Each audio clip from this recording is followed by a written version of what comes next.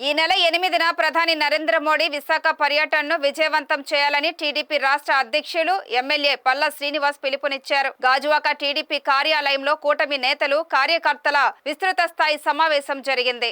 ఈ సందర్భంగా పల్లా శ్రీనివాస్ మాట్లాడుతూ రాష్ట్ర అభివృద్ధికి ప్రధానమంత్రి నరేంద్ర మోడీ సారథ్యంలోని కేంద్ర ప్రభుత్వం అన్ని విధాలుగా సహకారం అందిస్తుందన్నారు. ఈ సహకారానికి ప్రధానికి కృతజ్ఞతలు తెలియజేయాలని, ఆయన పర్యటనను విజయవంతం చేయడం ద్వారా కృతజ్ఞతలు తెలియజేద్దామని అన్నారు.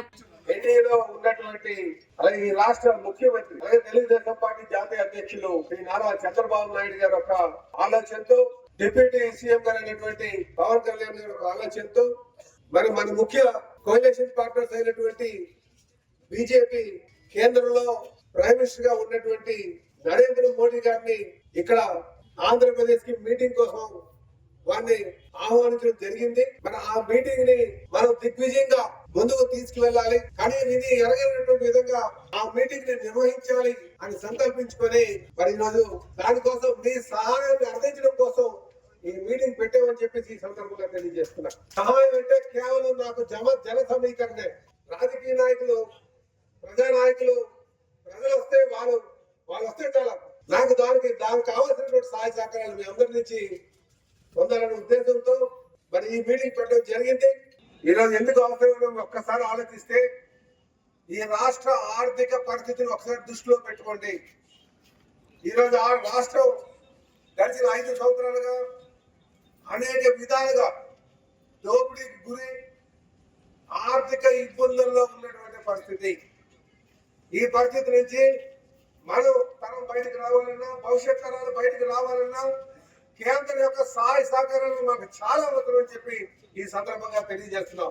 కావాలి మన అదృష్టం కొద్ది ఈరోజు ఎన్డీఏ పార్ట్నర్స్ గా మనం ఉన్నాం. ఆ ఎన్డీఏ పార్ట్నర్స్ ఉన్నప్పటికీ కూడా మనం అడగందే ఎవరికైనా అమ్మాయినా సరే అడగందే పెట్టదు కదా.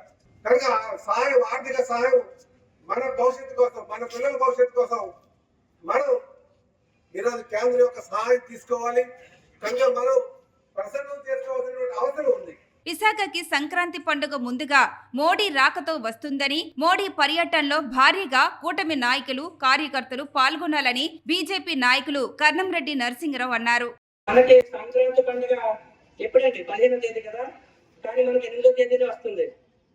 మనమంతా కూడా 8వ తేదీన ఒక పండుగ వాతావరణంలో మన ఆంధ్ర యూనివర్సిటీ గ్రౌండ్ లో జరగబోయే ప్రధానమంత్రి శ్రీ నరేంద్ర మోదీ గారి సభకు, భారీ బహిరంగ సభకు లక్షలాదిగా అందరూ కూటమి నాయకులు ఆధ్వర్యంలో కార్యకర్తలు అందరూ కూడా వచ్చి, మన ఎమ్మెల్యే గారు చెప్పినట్లుగా మనకి ముఖ్యంగా స్ట్రీట్ ప్లాన్ సమస్య ఉంది. మరి ఎప్పటి నుంచో రైల్వే జోన్ పెండింగ్ ఉంది. దాంతో పాటు ఎన్టీపీసీ మనకి అక్కడ పూడిమడకలో 70,000 కోట్లతో ఎన్టీపీసీ ప్రారంభోత్సవం జరగబోతుంది. ఇలాంటి సంక్షేమ పథకాలు, కార్యక్రమాలు అన్ని కూడా ప్రారంభోత్సవాలు ఇవన్నీ జరుగుతున్నాయి. కాబట్టి ఆ యొక్క కార్యక్రమానికి మనం అంతా తరలి వెళ్ళాలి.